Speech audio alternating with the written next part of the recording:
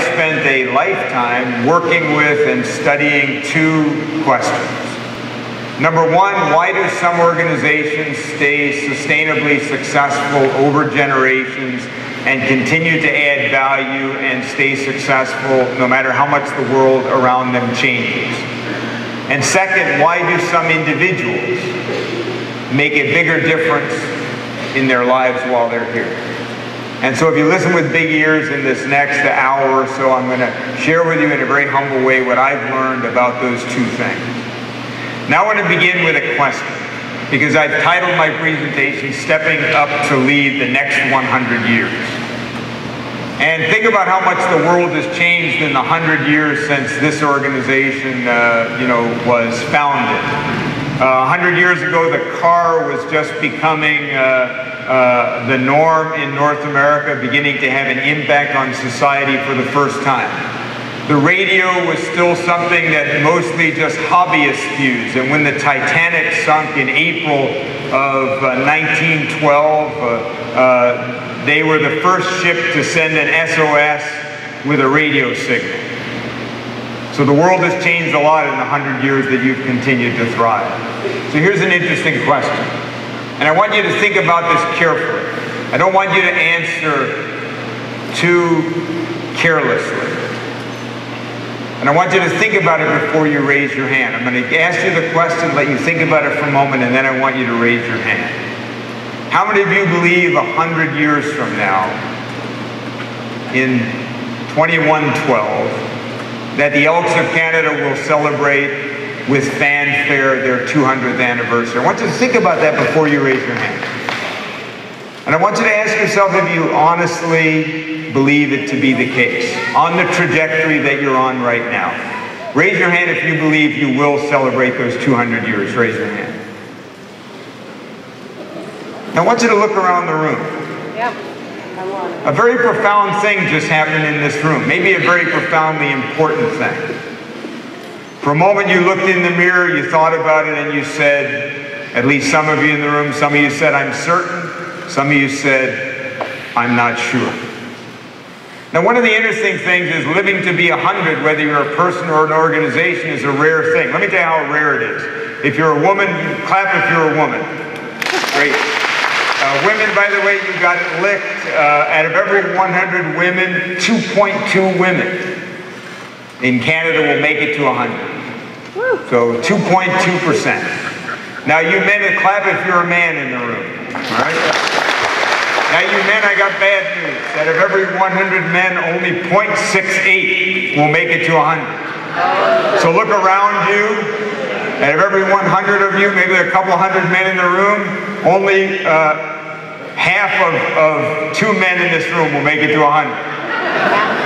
And I'll leave it to you which is the better half for yourself if you'd make it to 100. But an interesting question is, out of every 100 companies or organizations, how many make it to be 100 years old? And the interesting thing is, it's even less than how many men will make it to be 100, about 0.4%. So about 4.4 of every 1% of organizations will ever live to be 100. So first of all, you are already in a rarefied group to have made it as long as you have.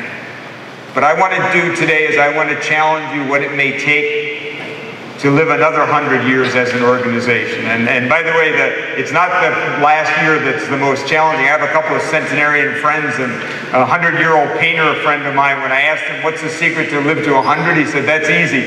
Get to 99 and then be really careful. So it's not the last year you have to worry about. It's the 99 until you get there. So I want to, again, talk to you personally about how you can step up and also talk to you a bit about the organization. Let's begin with the organization. I've had the privilege of working with some of the most respected companies in the world.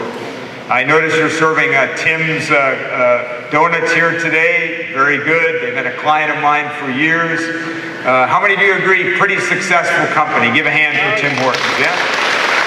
Great Canadian icon. When I first started working with Tim Hortons 7 years ago, I expected to find a company that would be a little arrogant. I figured they had a right to be arrogant. You know, they were an icon in our country. If you open up a Tim Hortons in Canada anywhere today in your first year, you're pretty much guaranteed with no advertising to make $1 million net profit to yourself just for opening up that franchise anywhere in Canada. Pretty sweet deal. And when I first got to the senior team at Tim Hortons 7 years ago, you know what struck me? Is I found a senior team obsessed with what it would take to continue to be successful. Not 1 ounce of arrogance, not 1 ounce of thinking they had it licked. They know that every day they are only as good as their last at bat.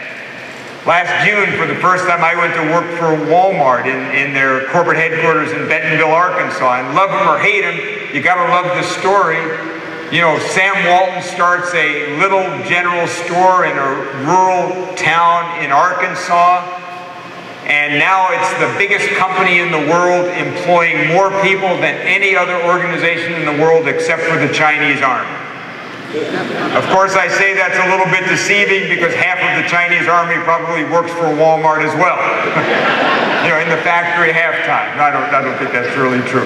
When I went down to Bentonville, Arkansas, I figured Walmart's got to be a little bit arrogant. I mean, you're the biggest company in the world. And here's what I discovered when I went down there last June. I discovered that they are obsessed at the moment with this question. They call it the next generation Walmart customer. They've asked every one of their employees all over the world to ask this question. How are we going to win the next generation of Walmart customers in the same way that we won this one? Because the one thing we know for certain is that the next generation of Walmart customers is going to be different than the ones that got us to where we are now. And so we better make sure we can win that customer. Let me ask you, how many of you think the next generation Elk customer is different than the people in this room? You better believe it. If you're going to live another 100 years, you're going to have to be like Walmart. You're going to have to ask yourself, how are we going to win the next generation to service and to make a difference in the way that we have? And by the way, great brands die all the time. And by the way, it's okay. It doesn't mean you're not a great brand if you don't live another 100 years. But I'll tell you a great story. You know, a number of years ago, I was in San Francisco with my nephew. I took him on a business trip with me. He was 14 at the time, and he is in love with Nike. And we were staying in Union Square in San Francisco, and there's a huge 5-story Nike store in Union Square, and he's bugging me all the first day. When are we going to the Nike store? When are we going to the Nike store? When are we going to the Nike store? Finally, the next morning, he drags me out of bed, you know, so that we can be there at 10 a.m. when it opens. We're standing across the street from the Nike store. It's just opened 5 minutes ago. People are streaming into the store. The lights, neon lights are beaming. And as we're standing at the light, my nephew turns to me and he says, Uncle John, he said, what's Levi's? And I said, what are you talking about? And he said, look. And he points to this sign. And I said, you mean Levi's? He said, yeah. Oh, is that how you spell it? He said. Now I want you to understand something. San Francisco is the headquarters of Levi's. That's where they began. This is their flagship store in downtown San Francisco in their home city. And it is a ghost town. There is tumbleweed in the aisles of Levi's. Because Levi's went from being the jeans you wore to the jeans your dad wore to the jeans your grandfather wore. And eventually, I don't know when it will be, but it will happen, the jeans that no one wore. Great organizations die every day. And let me tell you, leadership matters. You're the leaders of this organization. If it makes it another 100 years, I guarantee you, it's in the hands of the people in this room. A friend of mine, Francis Hesselbein, took over the Girl Scouts of America in 1976. They're on a precipitous decline in membership all over America, and pretty much the word on the street is Girl Scouts are a thing of the past. No one is going to join Girl Scouts. It's a remnant of the 1940s and the 1950s. They're already doing the obituary for the Girl Scouts, and Francis Hesselbein takes over as the leader of the Girl Scouts. By the way, she doesn't start barking orders. She doesn't start telling people, here's what we have to do. She simply says, look, if we want to be around another 100 years, we've got to look at ourselves. We've got to ask, how do we have to change? And the wonderful end is Franzel Hesselbein and the people like yourselves who led the Girl Scouts, almost all of them volunteers like you in this room, reinvented that organization. And today there are more Girl Scouts percentage-wise in America than there have ever been in the history of Girl Scouts. All because a group of people said, we want to live another 100 years. Now I want to talk to you today about stepping up to be an even bigger leader in your life and in this organization. And I want to begin with a definition of stepping up. In my new book, Stepping Up, I went all over the world to find ordinary people who had stepped up to make a difference. People just like you and I who wound up making a difference even bigger than they thought they would. And I have a very simple definition of stepping up. Stepping up is seeing a need and deciding you are the person who can, will, and should do something about it. Let me give you an example of what I'm talking about. 7 years ago in rural Nova Scotia, where my family is from, in the second day of school in September, a young 9th grader came to school wearing a pink t-shirt. All that day he was bullied, beat up, verbally and physically by a group of 12th grade bullies who basically said to him in no uncertain terms, you gay, you homosexual, if you ever wear that pink shirt ever again, we are going to beat the ever-living crap out of you. Now, by the way, as an aside, obviously being a homosexual, being gay would be no reason to be beat up or bullied, but in fact, he wasn't a homosexual. He had worn that pink shirt because his mother was a breast cancer survivor, and he had worn that pink shirt that morning in solidarity with his mother's journey of beating breast cancer. But that day, on the way home from school, these two kids, Travis on the left and David on the right, heard about the incident. They were 12th graders themselves. They didn't know the kid. They didn't see it. All they did was hear about the incident. And Travis on the left turned to David and said, David, we've been in this school for 4 years. We've watched bullying. It just gets worse every year. Look how far it's gone now. A kid can't even wear a different color shirt without getting bullied. We should do something about this. And by the way, that's the first great moment of stepping up. It's when you don't say someone else should do something about it. Instead, you say, what can I do about it? And David said, what's your idea? He said, here's my idea. Why don't we go out tonight and get as many pink shirts and pink tank tops as we can. Let's get as many of our friends as possible to wear pink shirts tomorrow. And when the bullies come in tomorrow morning, they will see a sea of pink. They will see that we are all against them. Now, to their own surprise, the next morning, not only did they give out the 50 pink shirts that they managed to buy that night, but 300 of the 330 students at Central Kings High School, many of whom were not their friends, that they did not know at all, many of the girls, head to toe wearing pink. They literally stopped the bullies in their tracks. And 6 years later, this past February, there were pink shirt days in 21 countries all over the world because 2 Canadian high school students one day just said, I wonder what I can do about that. Is that amazing or what? Yeah?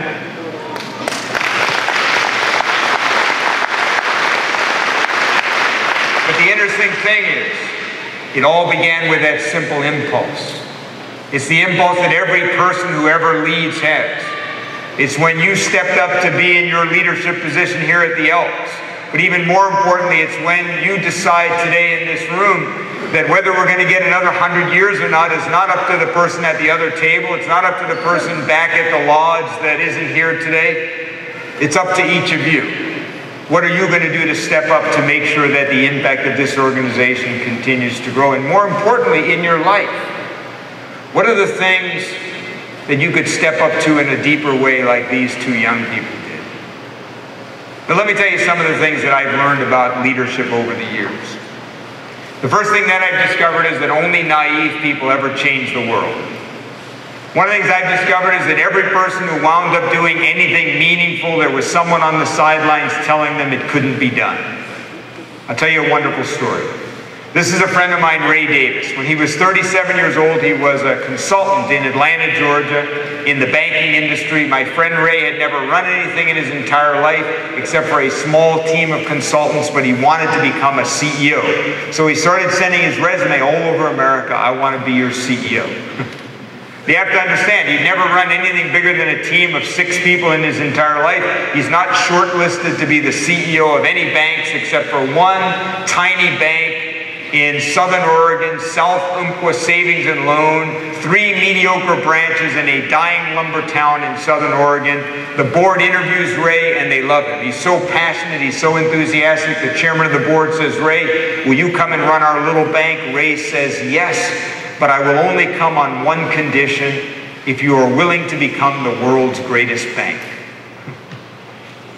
Now the chairman of the board said, "Ray, we love your passion, but just out of curiosity, have you seen the banks yet?" And Ray said, "Yes, I've seen the banks. I've seen your little town." He said, "But if you're not interested in doing something great, I'm not interested in being your CEO." Now, the first 3 months that Ray was at in Roseburg, Oregon, he went around and talked to all the people in the 3 little branches and shared his vision. He said, "One day we are going to be the best customer service bank in America. One day we are going to be so good that when you're at a party and you tell someone they work for this bank, they will fall all over you to tell you that they love you because we are not like any bank that's ever existed." He said, "One day we will get written up in magazines and newspapers all over America about how we're different than any other bank." He said, "And I am not smart enough to figure out how to do that without your help. Will you help me create the world's greatest bank?" Within 3 months, he got them to start answering the phone one Monday morning in the 3 little branches out of the blue, not by order, but by agreement. They started answering the phone at 8:30 one Monday morning. "Welcome to Umpqua, the world's greatest bank." True story, the first morning they started answering the phone that way, one of their decades-old customers said, "What the hell happened? I was in there on Saturday." Did you guys like put the Superman uniform on Sunday or something? Let me tell you the wonderful end of that little story. 6 years later, they went public with 190 branches in 4 states. They made multi-millionaires of retired lumber people who had a couple of shares in that tiny savings and loan. They got written up in newspapers and magazines all over America about how they were indeed not like any other bank. But this is really a story about passion and vision. So let me ask you this question about the Elks. What is the inspiring vision that you have for the next 100 years that would make a young person or an old person like myself in Canada today say, "I've got to be a part of that organization"? And when someone comes to your lodge and they meet you or they meet someone in your lodge, are you a passionate, enthusiastic ambassador for this organization and its future, making them feel not only welcome, but making them feel like they're a part of something great? And I know, by the way, that all over the country people are experimenting. Things like the partnership with Habitat for Humanity, which I think is a great idea, right? Not because the work you're doing with children isn't amazing and important, but because as you expand the tent, as you begin to connect in different ways, you will bring in other people. And one of the things that I will say to you right now is, what's the inspiring vision that you have for the next 100 years? I know you had an inspiring vision that got you this first 100 years, but what's the inspiring vision for the next 100 years? And what kind of ambassador are you personally being for that vision? And make no mistake, in every realm of our lives, passion matters. I don't know, do you have any teachers in the room? I'm just curious. Any teachers? Maybe a couple. My partner Janice, my wife, is a teacher, and I've spent a lot of time working with teachers. Anyone want to guess? A lot of studies have been done on great teachers. How many of you had a great teacher sometime in your life? Yeah? Let me ask you, anybody want to guess? All the research ever done on great teachers. All great teachers have only one thing in common, and I'll give you a hint. It has nothing to do with how they teach. Anybody want to guess? What's the one quality all great teachers have? They care, good guess, but apparently some great teachers don't care. Personality, you're getting closer. Passion. The one thing all great teachers have is passion. They love their subject. They're so enthusiastic about it that we want to be near them. And the one thing I've learned in my life is that passion sells. As a human being, in your career, in your life, in an organization like the Elks, passion sells. It sold for Ray Davis. When Frances Hesselbein wanted to reinvent the Girl Scouts, the first thing she had to do was help them create again an inspiring vision for the future and get everyone passionate about that vision. If you're going to get another 100 years, you better have that exciting passion. And let me tell you something else. If you want to live another 100 years, you got to understand what Tom Peters says about reinventing organizations. He says the future will be led by rogue employees. Let me tell you something. The person who irritates you the most at the Elks, that person who's always coming up with new ideas that you think are harebrained, that person in your lodge who's suggesting you should do things that you think are nuts, this person is your best friend. You don't believe that? Let me tell you a wonderful story. How many of you know, I'm a big Tim Hortons fan, as you know, but I have to make a confession. I'm also a Starbucks fan. And I'll tell you, any of you know what this drink is up here? Not the particular drink, but the family of drinks. Anybody know what this drink is called? The Frappuccino. How many of you think this drink made a little bit of money for Starbucks? Yeah? A lot of money. Let me tell you the story behind the Frappuccino. You see, the Frappuccino was not invented by the product and marketing people at Starbucks, of which at the time they had about 150 people who worked full-time trying to come up with new products for them. The Frappuccino was the invention of two rogue employees who the company thought were nuts. You see, in 1997 in Santa Monica, California, it's May and it's already a hot, sweltering summer all across Southern California, and two frontline employees at a Starbucks in Santa Monica noticed that a lot of the regular customers are not coming in as often, so they asked a couple of those regular customers, hey, we haven't seen you in a while, where have you been? They say, well, we're sorry, but it's so darn hot, and this local coffee shop is offering this cold dessert, delicious coffee drink, and it's just too hot for hot coffee, so until the end of the summer, you're not going to see us at Starbucks. And these two rogue employees, because they were committed to Starbucks, because they cared about it, it wasn't in their job description, but they decided to do it anyway. And let me tell you something, if you want to be a leader, lead bigger than your job description. You may not be in charge of new members in your lodge, but it's in your job, even if it's not in your job description. It may not be your job to reinvent the Elks, but it's in your job, even if it's not in your job description. And these two frontline employees went and did a field trip. They fell in love with the drink. They went to their manager. They said, Dina Campion, who was their manager, we got to do this drink. She called up Howard Bahar, the regional manager at Starbucks, said, Howard, you got to come try this drink. She took him on a field trip, and I love what Howard said about this drink. He said, the moment I saw this drink, I fell in love with it. $4, mostly ice. He said, I knew this drink was a winner. He said, but I said to Dina, here's the problem. We're a chain. We can't willy-nilly just start offering drinks when the rest of the company's not doing it. We've got to get permission. So they floated the idea all the way up to the senior team in Seattle, and on a 7-1 vote, the senior team voted against launching the idea. And by the way, it's easy to make fun of them in retrospect. Why did they decide against the idea? First of all, they said, well, the product and marketing people are coming up with some things right now. We don't want to get in their way. Think of how many times in a company or an organization in the world every day someone says that, well, it's not my job, that's not your job to come up with those ideas. The second thing they said is, we don't think we want to be in that business. The head of marketing actually went up to Howard Bahar after the meeting and said, Howard, I want you to read my lips. We are not in the cold dessert coffee business. He said, we are in the hot coffee business. I think about how many times in an organization all across the world someone says those words. Good, thoughtful, well-meaning people. That's not the business we're in. That's not the way we run our meetings here at the Elks. That's not the kind of stuff that we do at the Elks.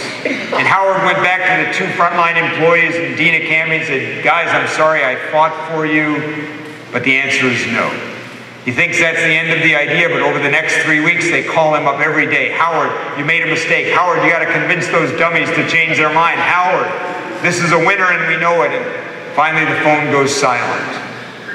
And 3 more weeks go by until Dina Campion calls up Howard and says, Howard, you got to come and kind of visit the store. Howard says, why? Well, you just got to come visit the store. And Howard goes into the store, and the first thing he notices is people walking around with cold dessert drinks.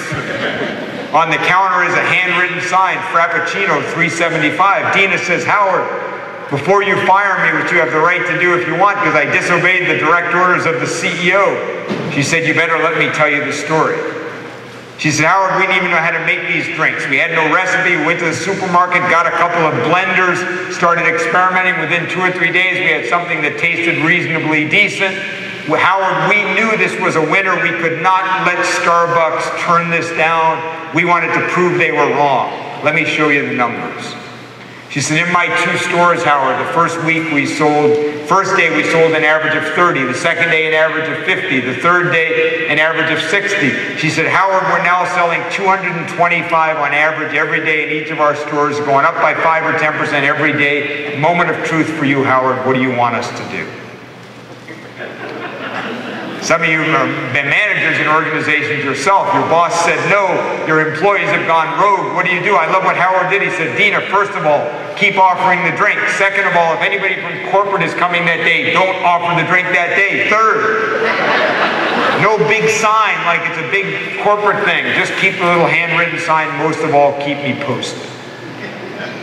By the end of September, in those 2 little stores in Santa Monica, they had done $1.1 million of gross sales in the drink that later became a $3.5 billion profit machine for Starbucks.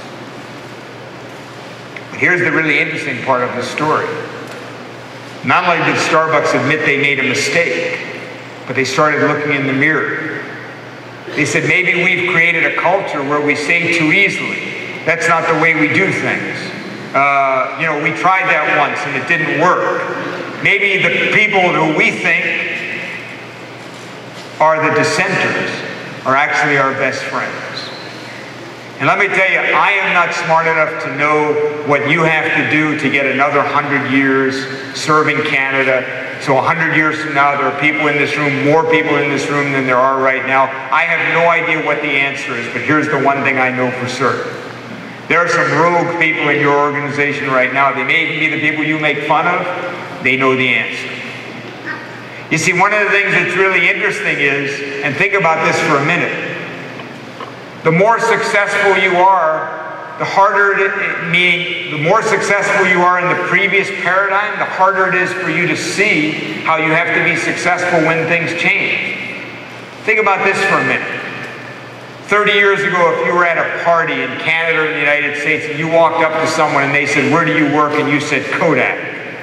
A lot of you older than me. Give me a hand if you think 25, 30 years ago someone would say, wow, you got it made, you work for Kodak. The hand, yeah. At the time, they had the lion's share of a bread and butter, you got to have it forever product called film. They're in a lot of other businesses, but that's their bread and butter. Let me ask you, today, you go to a party in Canada, the United States, you say, I work for Kodak. What does someone say to you? Oh God, I'm sorry, are they still around? Let's think of another great Canadian success story, RIM, right? 6 years ago, some of you groaning because you probably have their stock still. 6 years ago, right? You're at a party in Canada, you tell someone, I work for RIM. They say, wow, job security for life. You're at a party tonight in Canada, you tell someone you work for RIM. They say, oh God, I'm so sorry. Just 6 short years. And why? Because you see, when the digital camera was invented, the folks at Kodak could have cornered the market on it. But they said, this is not the future of cameras. The future of camera is film. Photographers won't want to go digital. Fuji Films in Japan saw the writing on the wall. They started diversifying overnight. They said film is going to become a thing of the past. We've got to diversify, and they fast-tracked creating new products. IBM, a great success story the other way. IBM, by the way, once was the same position, the biggest hardware manufacturer of computers in the world. Thomas Watson, their former CEO, is famous for saying, I have no idea why anyone would ever want to own a computer smaller than a room.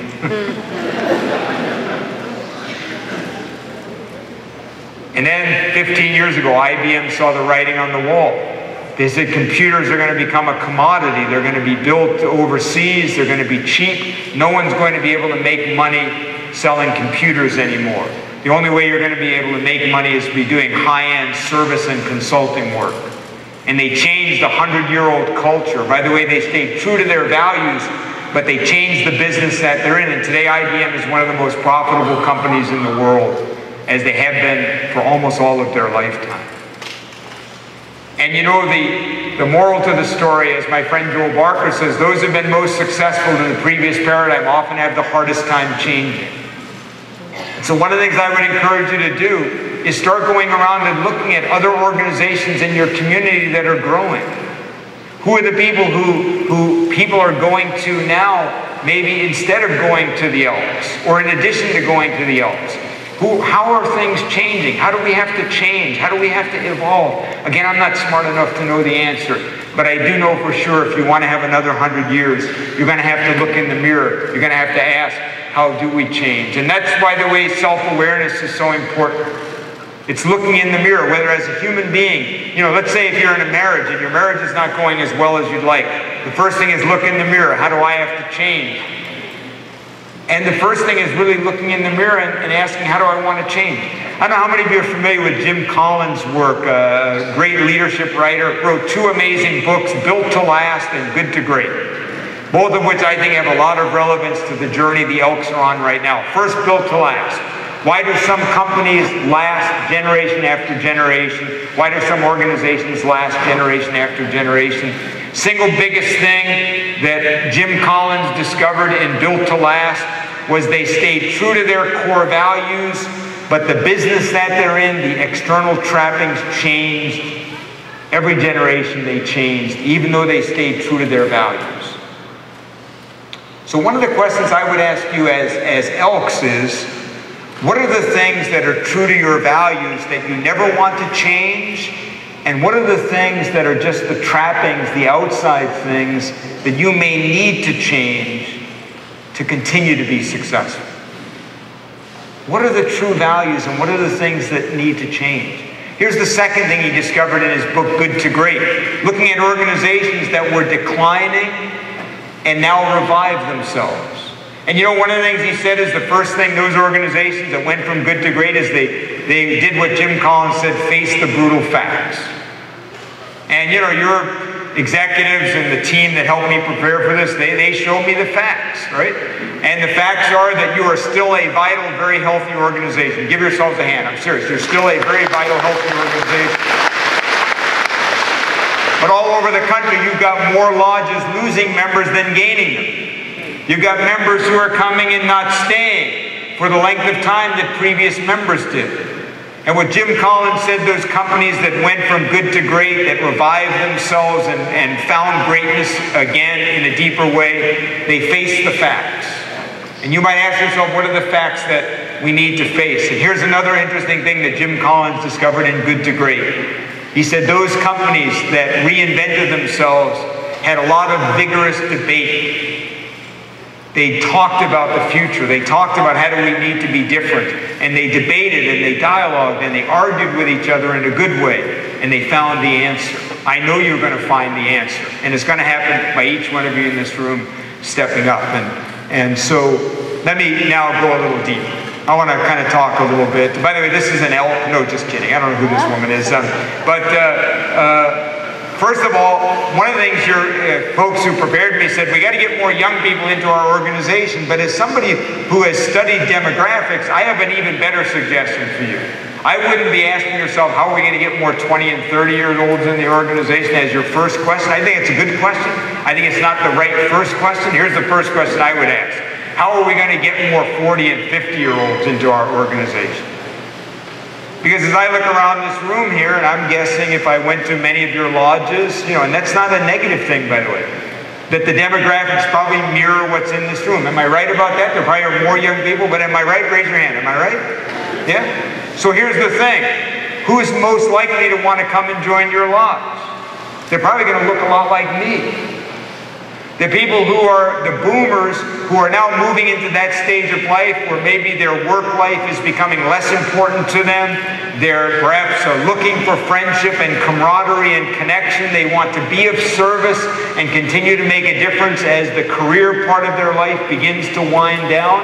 One of the first questions I would ask myself if I were you, how are we going to appeal to that group? And by the way, they're very different. The people who are in their 40s and 50s now say, about 80% of them say, my retirement is going to be very different than my parents' retirement was. I'm going to be more active, more involved. I'm going to live a different retirement than my parents did. What can we do to win those 50s and 40-year-olds? They're your best prospects. And then there's the tattoo generation, right? I've got a few of those myself. Not tattoos, but a few young people. And by the way, don't judge a book by its cover. Anyone want to guess what percentage of Canadians under 25 have a tattoo? A visible tattoo. Anybody want to guess?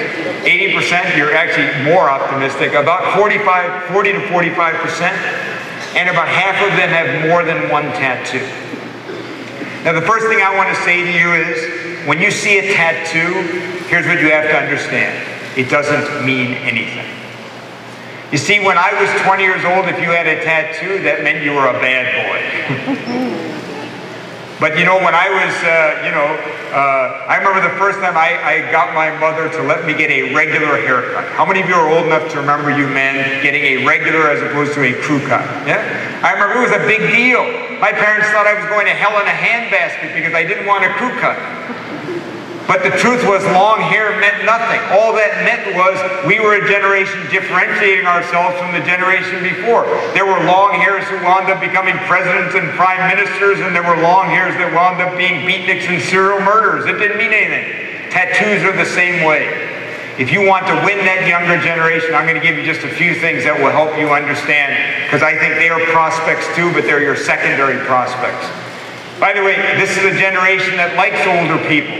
Over 50% of them say that older generations are superior to them in moral values and work ethic. They know they have something to learn from older people. 6 in 10, by the way, say that families have a responsibility to have an elderly parent live with them, compared with only 4 in 10 in the general population. So by the way, this is good news for people like you and I, because those people are more likely to take us in than our own kids, right? So this is the good news, right? And in spite of coming of age in a time of a big downturn, they're an incredibly optimistic generation about the future. They believe we will solve the problems that we face and reinvent ourselves as a human species. And what I want to say to you is, here's what you need to know about getting these people to join you. The first thing you know, they're big on learning. Boredom is death. So one of the things I would challenge you to ask yourself is, if a young person came to your meeting at your lodge, on a scale of 1 to 10, how boring would they find it? And I don't, by the way, someone said death. And I'm not saying, by the way, that your meetings are boring. I'm asking you to try to look at it from the perspective of someone coming in who's not already in the family. And ask yourself, if this is a generation that boredom is death. I think about my own kids, they would play video games and they could literally race in the streets of London, the streets of New York, the Grand Prix and the Indy 500 all within 5 minutes. This is a generation that grew up, whenever the channel got boring, you changed it, right? The second thing is they're more project-oriented than they are join-forever people. So one of the things you may begin to think about is, maybe now, as Elks, you're just a member or you're not a member. But maybe in the future, we need different kinds of membership. Maybe people will join us for a cause or for part of what we do. So there'll be associate members or different ways that you would be a part of being an Elk. Again, I don't know the answer. I'm just trying to challenge your thinking. Career information and job opportunities and networking is very important to this generation. I think of, my own son who, when he was 12 years old, came home to me and said, "Dad, they told me at school today I'm supposed to have 5 to 6 careers in my lifetime." This is 12 years old. "They told me today at school that the career I enter when I leave university may not even exist when I retire."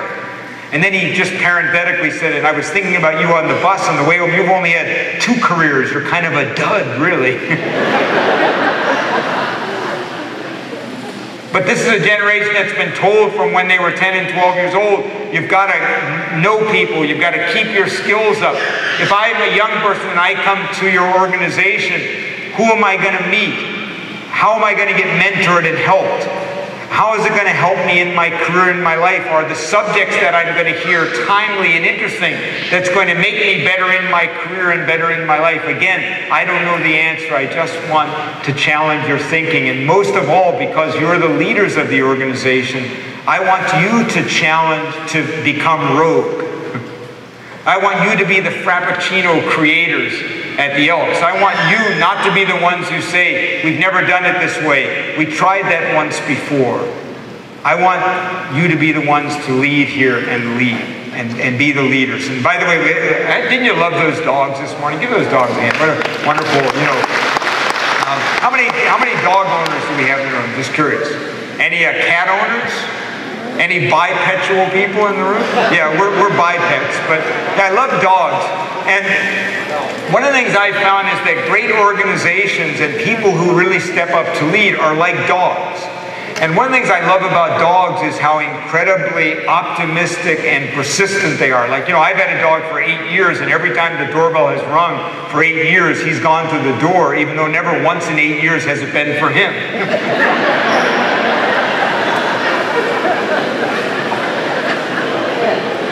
And let me tell you, one of the things that happened, remember I gave IBM and Kodak as an example. One of the reasons IBM is a great success now and Kodak is going to go out of business, it's just a matter of when, is because when they both saw the writing on the wall, they reacted by doing two very different things. Kodak said, we need to do some new things, but let's do it carefully, scientifically. Let's make sure we don't fail. So they invested tremendous amounts of time in figuring out what ideas they would do, and then the failure rate was very low, but they only tried a few things. IBM did the complete opposite. IBM said, we have no idea what we're going to have to do to be successful. Let's start up lots of things, and when it's clear that they're going to fail, we'll stop doing them. You see, IBM was the dog. They just kept going to the door. They tried new things. You may have to do that as the Elks. Try new kinds of membership. Try new kinds of associations with charities. Try new ways to reach out to different people in the community. Try new ways of doing the meeting. And if it doesn't work, say, you know what, that didn't work. That's one more thing we know doesn't work. Thomas Edison, who tried over about 150 light bulb designs before he finally invented the light bulb, they said, how did you feel every time you got a failure? He said, I was excited because now I knew one more thing that wouldn't work. And every time you try something new in your organization, what you're doing is you're finding one more thing that isn't going to work, and you're that much closer to finding something that will work. And by the way, if you want to step up in your own life, I saw that same be the dog kind of quality. And let me tell you, I want to tell you the one thing you can do personally to help the Elks when you leave this room. The one thing you can personally commit to when you leave this room. And I hope every one of you, if you're not already doing it, that you'll make this commitment. I've spent a lot of time studying success, successful marriages, successful leaders, successful lives, successful businesses. I'll tell you a really interesting thing I've discovered. Anybody want to guess the number one reason why people have quit a job in Canada and the United States every year for the last 25 years? Number one reason people quit a job, said, I'm out of here, last 25 years, same number one reason for 25 years running. Anybody want to guess? Boredom. Boredom, good guess, but not the number one reason. Money? Money, not good guess, not the number. I heard it back here. They didn't feel recognized. They didn't feel appreciated. Here's the one commitment I'd like to ask you to make before you leave this room. Be a one-man, a one-woman appreciation machine in your lodge. If a new person comes, be the person who makes them feel like that they were the most important person who's ever come to this lodge meeting. If you got members in your lodge, even the ones you don't like, make it your mission to make them feel good about themselves every meeting that they come to. Make it your mission to make people feel welcome, to feel good. You know, when I was in the corporate world, you know what struck me? There were some people who made it their mission to make other people feel bad. You know the kind of person I'm talking about? You could come in looking good for 5 months in a row, and the one day you look bad, this only day they would say, well, what happened to you? You look sick. You could get 18 great haircuts in a row, and the one day you got a bad haircut, they would say, wow, look at that haircut. Man, did they blow that job. And then there's other people I've met in the corporate world, in organizations, who the moment that they show up, the whole room gets better. I always say, there's only two kind of people in the world. There's some people the room gets better when they come in, and there's some people the room gets better when they leave the room. And I don't know about you, I want to make it my mission to be a person who makes the room better when I come into the room. And how do we lead? I want to tell you a very personal story for me. Because when I think about trying to reinvent yourselves, this is the story that comes to me. It wasn't mentioned in the introduction. My first career, remember my son said, Dad, you're a dud, you've only had 2 careers. My first career was as a Presbyterian minister for 8 years. When from 24 to 32, I was a parish minister. And my second assignment was at a church called Brownlee Woods Presbyterian Church. They had once were a great church with a thriving membership, but at the time they were in a deep decline. The gray hairs outnumbered the brown and blonde hairs by about 10 to 1 in the church. They were aging, their money was going down, their ability to do good in the world was going down. And they interviewed me, this fiery young minister at the time. I was, 26 years old, 25 or 26 years old. They interviewed me. We fell in love with each other, so to speak. And they said, we want to grow. We don't want to die. We are here to serve. We want to get young people into the church. We want to get new members into the church. And I signed on. And the interesting thing is that it didn't take me long to figure out that the people who were the elders in that church, the people who had been there for a long time, that 2 things were true of them. Number 1, they wanted to grow. They really did. But they didn't want to change. You see, they wanted it to stay just the way it had always been for them. The same music, the same ritual, the same programs. And by the way, they had a right to feel that way. I have to tell you, they had a right to feel that way. They had been there for years. It meant a lot to them. There's nothing wrong with the fact that they wanted to do that. The only problem, it was not congruous with their equal desire to grow and to thrive for decades to come. And in my 2.5 years there, we battled again and again over things that people seemed to feel were incredibly important. I'll tell you about one battle I remember most of all. Our church looks like a pretty good-sized church, right?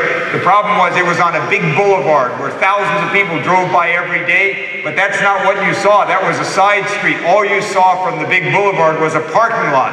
So you could literally drive by that church 100 times in a year and never once even see the church. So I went to the elders and I said, I think we need a sign. We need a sign out there. We need something that people know we're here. And let's make it a good sign. No neon dancing girls, something classic, something dignified like our church, but a sign where we can beckon people to come in. We can put inspirational messages out there, etc. And I said it's going to cost us $3,500. This is like in 1984. And you would have thought I had suggested the choir sing naked. And by the way, let me tell you, that would not have brought more members in.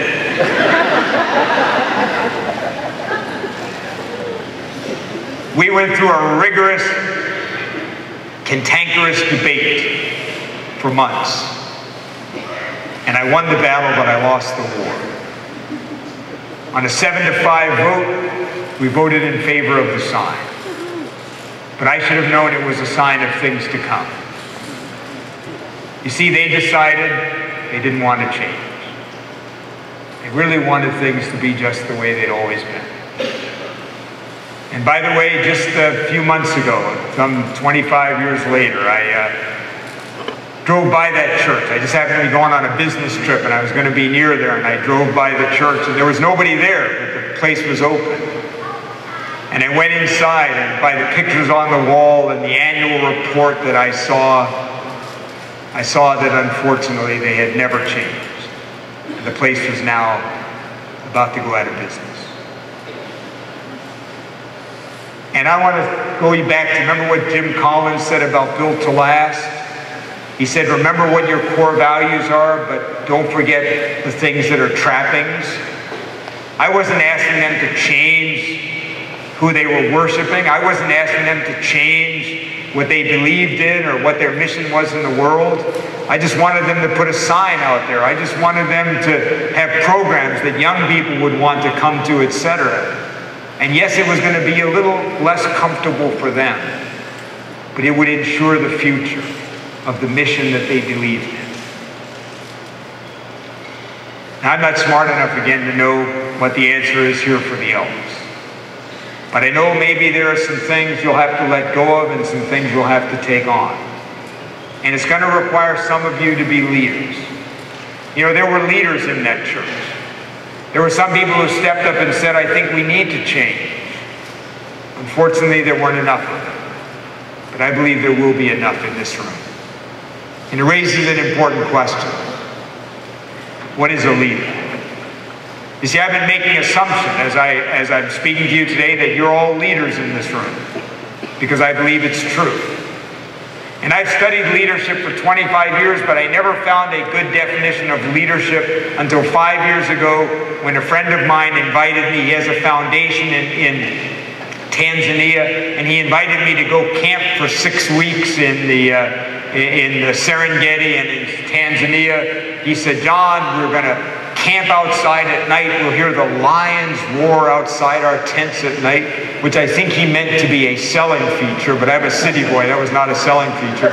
He said, but best of all, every day we will sit with the tribal elders in these different communities in Tanzania. And whenever we sat down with the tribal elders night by night, and you have to understand, in Africa, elders are a little different than here in our country. Elder doesn't just mean that you're old. What an elder means in that society is that you have a place of leadership. You have a place of being an elder, one whose job it is to not only pass on wisdom, but to be the leader in the community. And I was sitting with this man in central Tanzania, 88-year-old head of his tribe. And I asked him this question. I said, I'm curious, are you worried about the future? I said, because I'm worried about the future. I look at what we've done to the environment. I look at what we've done to the planet. I look at where the economy and all of this is going. And I'm worried about the future for my kids and my grandkids.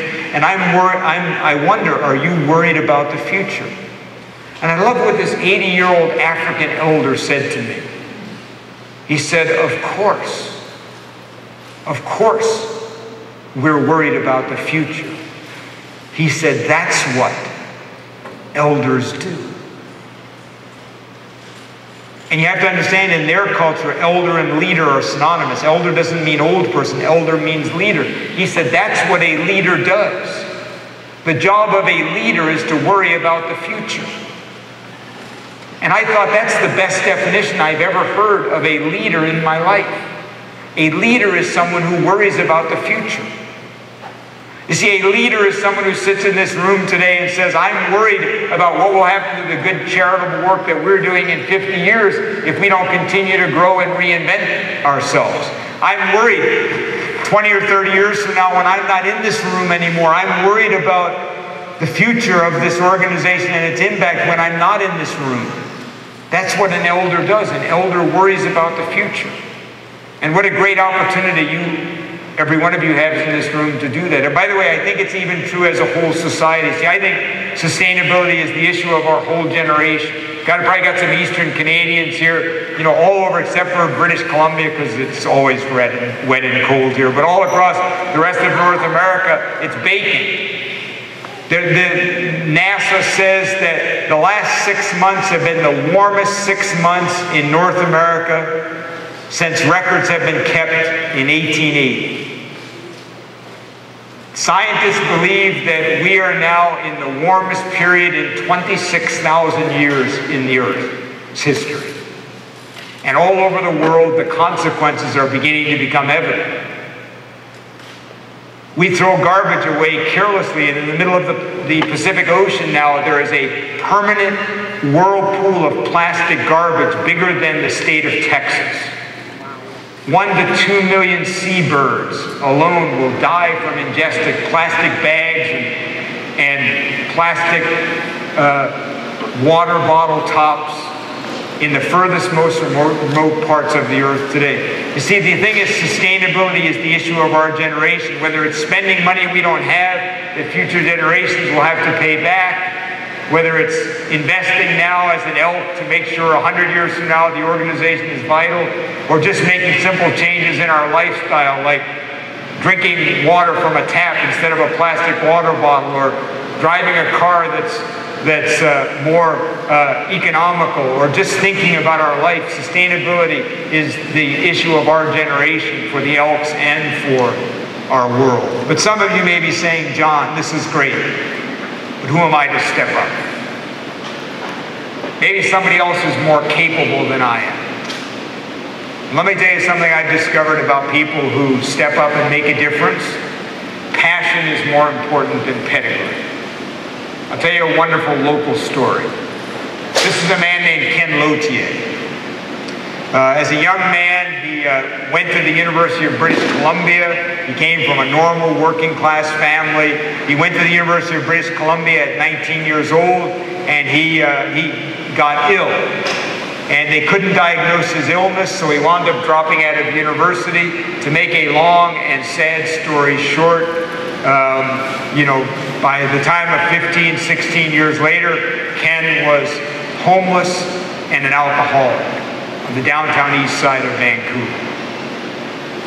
And as a homeless alcoholic, Ken had a ringside seat to a couple of things. First of all, he had a ringside seat to how much garbage we threw out that couldn't be recycled. At the time in British Columbia, the only things that were recycled literally in the entire province were beer bottles and Pepsi and Coke. Everything else was thrown out. And Ken had a ringside seat to this. The second thing he had was a ringside seat to the daily indignity that homeless people faced at the time, trying to return those few things that could be recycled. At the time, there were no recycling depots, there were no automated machines. You had to go into your local drugstore, your local corner store, and bring back your bottles or cans. And pretty much homeless people were routinely treated with a great deal of indignity. They were told things like, well, I'll only take your bottles if you buy something from my store, otherwise get out of my store. And one day, Ken Lotier was at a drop-in center on the downtown east side, and he was complaining about how much people threw out that couldn't be recycled and how homeless people were treated like himself. And a United Church minister on the downtown east side said to him a very powerful thing. He said, Ken, you're right, those two things are terrible, but let me ask you, what do you think you can do about it? And by the way, the most empowering thing you can do to somebody says in your Elks, you know, things around here aren't what they used to be. Well, what do you think you can do about it? And Ken Lotier said he thought about it for a moment, and he said, well, I guess if I could do something about it, here's what I would do. He said, if it was up to me, I would have a day where we would invite people to bring back all the things that can't be recycled. And we would pay them to the things that they can't be recycled, and we would show the entire city how much we're throwing away. And the United Church minister said, well, I'll tell you what, Ken, I've got a deal for you. He said, we've got $1,500 in our church we could use for this kind of thing. I will write you a check for it, but only on one condition. You organize it. You get the people there. You run the day. And we'll pay for it.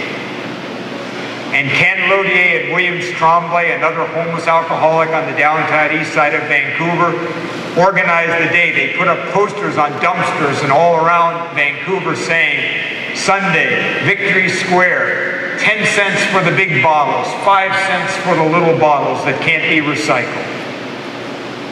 And 3 weeks later, on a Sunday in Victory Square, a lineup 5 times around the block. hundreds and hundreds of people. By the end of the day, a mountain of garbage. Needless to say, the media picked up on this story. 2 homeless people organized a day. I love, by the way, what Ken said about that day. He said it was kind of a protest. He said, but most protests are people with signs who are against something. He said, we just did something good and said, look how things could be different. On the back of that media attention, 6 weeks later, the province made a commitment to greatly expand the recycling program in British Columbia on the back of the media attention of these 2 homeless people. Ken not only cleaned himself up, but on the back of seeing how powerful he really was, he started lobbying the province to create a bottle depot that would only employ homeless people. Because he said the thing about people who live on the street is they can't get a job, and if you don't have a job, you don't get the daily dignity of feeling you make a difference, of feeling that you have camaraderie, of feeling that you have community. And Ken kept fighting and fighting until the province said, okay, we'll give you permission to open a bottle depot, but you got to go out and raise the money. He said, you can't imagine the first day I walked into a bank and asked them for a line of credit. He said, because I was so homeless. And United We Can, the organization that he started, has over the last decade employed hundreds and hundreds of street people. They were the 2nd bottle depot opened in British Columbia. Ken not only cleaned himself up, but 25 years later got an honorary doctorate from the University of British Columbia, the school that he had dropped out of 2.5 decades before. Here's the interesting thing. Ken reminds every one of us in this room that passion is more important than pedigree. That being committed to make a difference is more important than whatever credentials you have. Think about those 2 kids. How many of you, when you saw those 2 pink shirt kids, the first thing you thought is, my God, they're geeks themselves? Admit it, right? When I saw those 2 kids, met those 2 kids for the first time, I thought, my God, they were probably getting bullied 3 years before themselves. They're not the captains of the hockey team. They weren't the class presidents, but they had something more important. They believed they could make a difference. And I believe that every one of you in this room, there's the capacity to make an even bigger difference than you are right now. Remember I said before, only naive people ever change the world? You doubt that for a moment, let me talk about one more Canadian hero. Guy's picture up here on the left-hand side, 63 years old. His name is Rex Weiler. On the right-hand side is Rex Weiler. On the left there facing you, right facing you with his hand in the air with the black ponytail in 1973. In 1973, whales are being hunted to extinction all over the world. The Atlantic gray whale is already gone. Almost all the whale species all over the world are down to about 5% of their historic populations. For products that we could create synthetically, some of the most intelligent creatures in the world were literally being hunted to extinction. And by the way, dolphins, as many of you know, are also a subspecies of whale. At the time, pretty much everyone in the world believes whales are dumb, kind of like Moby Dick, and at Scripps Aquarium, they're doing research on whales at the time and discovering that their brain to body mass ratio is actually larger than ours. So in other words, they not only are likely as intelligent as us, they may even be more intelligent than us. And fascinatingly, the part of their brain that's more developed than us, because they live in the water, no hands, can't create tools. So the logical part of their brain is not as developed as ours, but the limbic or the emotional part of their brain is much more developed than we are. So we literally were hunting a species that may be more emotionally connected to each other than we are, for no damn good reason. And no one is doing anything about it. No prime ministers, no presidents, the United Nations, no one will act until a group of hippies, ecologists, and journalists in Canada hatched a crazy idea. They said, we think the world just doesn't know what's happening. We think we've got to show them. They said, let's go out in a boat and find the whaling fleet. There are only 4 countries in the world at the time hunting whales. And they said, let's go out and find one of those 4 countries. Let's find their whaling fleet. Let's confront them in rubber zodiacs. Let's take film and pictures and show the world what's actually happening. And for 6 months, they sailed around the Pacific Ocean. This is before GPS. It's not like the whaling fleets are sending out a memo, here's where we're whaling today. They're literally listening to the radio to hear Russian or Japanese or Norwegian voices. Finally, 6 months into the journey, 200 miles off the coast of California, they find 3 Russian whaling trawlers. And in rubber Zodiacs with no Anderson Cooper and the CNN helicopter following them, out there by themselves in the middle of the Pacific Ocean, they put themselves in harm's way. You see that picture on the right-hand side? That's Rex in the rubber Zodiac with a Russian whaling trawler literally firing cannon-fired harpoons over the rubber Zodiac, killing a pod of orca whales. A family literally dying around them. And they put themselves in harm's way. They took pictures and videos. When they came back and landed in San Francisco, they were the lead story of the Walter Cronkite show, then the most watched news show in the entire world. Their pictures were on the cover of every major newspaper and magazine in the free world. And 18 months later at the United Nations, a ban was signed on commercial whaling. My kids, your grandkids, will see whales because a group of crazy Canadian hippies and journalists and ecologists woke up one morning and were naive enough to believe that they could change something they cared about. And by the way, they will tell you they didn't stop whale hunting. You know what stopped whale hunting? When they did this, the first YouTube moment, by the way, in human history. If you want to know what the first YouTube moment was in human history, now we're used to it. The first moment human beings took a video and it changed the world, that was the moment. Because then all over the world, ordinary people, little kids in Norway started sending letters to their prime ministers. Little children in Japan started sending letters to their prime minister saying, it's time to stop the whale hunt. And all over the world, because these hippies stepped up, other people stepped up, and before you knew it, the world changed. And by the way, maybe whaling isn't what burns your onion. Maybe it's special needs kids who don't get what they need. Maybe it's someone who needs a guide dog but can't get one. Maybe it's building a house for someone, for Habitat for Humanity, that otherwise would never be able to own a home. Maybe it's something else that burns your onion and keeps you up at night. And what I want to say to you is, Ken Lotier, Rex Weiler, the 2 kids, David and Travis, what they witnessed to every one of us in this room is we're more powerful than we think we are. And what I want to say to you, one of my favorite chapters in my book, Stepping Up, is a chapter called Do Something, Do Anything. You see, what I discovered is every person who stepped up to create something had no idea what they were going to do when they started. When Frances Hesselbein went to the Girl Scouts, she didn't have a master plan how to reinvent the Girl Scouts.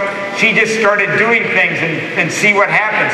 When Ray Davis took over the world's not-so-greatest bank in Roseburg, Oregon, he had no idea how to make them a big, profitable bank. All he knew was that if he tried things, something would happen. And when Ken Lotier did that first day, that first protest movement, he had no idea what he would spawn. And let me say this to you. There's somebody in this room who's going to change the future of the Elks. And what I want to say to you is do something. Just get started. Try something different in your lodge. Try some different way of reaching out. Try a different way of doing your meetings. Like IBM, you're going to have a lot of failures. But maybe like IBM, you will reinvent yourself, and 100 years from now, people will say, I can't believe they did that. And you might ask yourself, what's the message that I need to take from this message to go home for me? Not what does somebody else need to do in the lodge, but what do I need to do? And what do I plan to do differently when I leave? Now I want to leave you with 2 more things, and maybe we'll have time for a couple questions. About 4 years ago, I did an incredible journey. The Biography Channel in Canada asked me to do a TV series about life, and they said, what do you want to do? I said, here's what I want to do. I've always had a tremendous respect for older people. When I was young and a young minister, I got to spend a lot of time with older people. I know that older people have a lot of wisdom to share that is often not tapped. As my grandfather used to tell me, old age is that age in which you know all the answers, but no one asks you any questions anymore. Of course, he also said he didn't buy green bananas anymore because he wasn't that optimistic. Here's the interesting thing. I said, I'd like to interview older people and ask them what they learned about life. And so for the biography channel, I interviewed 250 people from the age of 60 to 106 who had only one thing in common. We asked people to nominate the one older person they know who had lived a good life and had something to teach us. Who was the one person you knew who was an older person who had lived a good life and had something to teach us? And from town barbers like Ken Crambier in Waukon, Iowa, to native healers and Holocaust survivors and war veterans, we interviewed these people with 18,000 years of life experience and only this one thing in common. And we asked them about 23 questions. What would you do differently? What did you learn about life? What would you advise some young person who has their life yet to live? Where did your greatest happiness come from? What was your biggest regret? And I want to share one of the things that I learned in those interviews. See, one of the people I interviewed was Ken Crambier, the town barber in Waukon, Iowa. And you know, when he got nominated, we had about 2,000 nominations and only interviewed about 250 people. And I figured, how could I resist a town barber, right? So the first question I asked Ken was, hey Ken, how did you become the town barber? And I love what he said. He said, when I became a barber in this town at 25, there were 13 barbers. He said, but I outlived them and went to all their funerals. And that's how I became the town barber, right? And I love one of the things that Ken told me. You see, one of the things there's two things I discovered that really struck me the most when I talked to older people. The first thing that struck me was almost no one regretted their failures. Isn't that interesting? Almost no one said, I started that business, it failed, I regret it. I went for love, she broke my heart, I regret it. Almost no one regretted their failures, but almost every one of them said, if I had it to live over, I would have risked more. I would have tried more. They told me at the end of your life, you will not regret your failures. What you will regret is that the last words you will say when you die is, I wonder what would have happened if. But the second thing that I discovered is almost every one of them said to me when I asked them, where's the greatest happiness in your life? The first thing, of course, they gave me the obvious one, the people I loved, the people I cared about. They reminded me that relationships are more important than things. But the second thing they said to me was, when I was young, I thought the greatest happiness I would get in life was what I got from the world. But now that I'm old, I realize the only real happiness in life is what you gave to the world. You know, Ken Crambier told me a wonderful thing. He said, when you're a town barber, you go to a lot of funerals. He said, because I'm kind of like a priest in a small town. I know everybody because I cut their grandfather's hair, their brother's hair, their husband's hair, their father's hair, their best friend's hair. So I pretty much know everybody in the community. So when there's a funeral, I'm going to be there. And he said, if you go to a lot of funerals, here's what you discover. He said, what you discover is there are 10-minute funeral lines and there are 10-hour funeral lines. He said, some people, when they come to the end of their life, he said, people come for about 10 minutes. They say, I'm sorry she's gone, I'm sorry he's gone, and then they leave. He said, and some people have 10-hour funeral lines. He said, some people, when they come to the end of their life, he said, people just stay for hours. They want to talk about the laughs that person had, the adventures that person had. And most of all, he said, they want to talk about what that person did for them. How they made them feel better about the world. How something was different because they were here. And he said, here's what I would say you got to tell people who read your book. He said, live your life as if you want a 10-hour funeral line. Live your life as if you want a 10-hour funeral line. And I've thought a lot about that. And I think the way you get a 10-hour funeral line, and by the way, you may or may not be there to watch it, that's not the point. You know what Ken said to me? He said, it's not about your funeral, here's what it's about. Your life will be fundamentally different if you live your life as if you want a 10-hour funeral line. He said, because you'll wake up every day thinking about what can I give the world. You wake up every day thinking about how can I make people feel more loved. You wake up every day thinking about how can I take every risk I can to live the adventure in every way that I can instead of holding back. You'll dance and you might be embarrassed. He said, you'll love when your heart might get broken. He said, you'll take a chance of making a difference, even if you fail. I want to challenge you, make an even bigger difference. I know you're already stepping up. I know you're already leaders. I challenge you to go even deeper. Let me leave you with a final story. About 10 years ago, I had one of the simplest, most profound experiences of my life. I fly a lot. I've done about 4.5 million frequent flyer miles in my lifetime, way too much flying.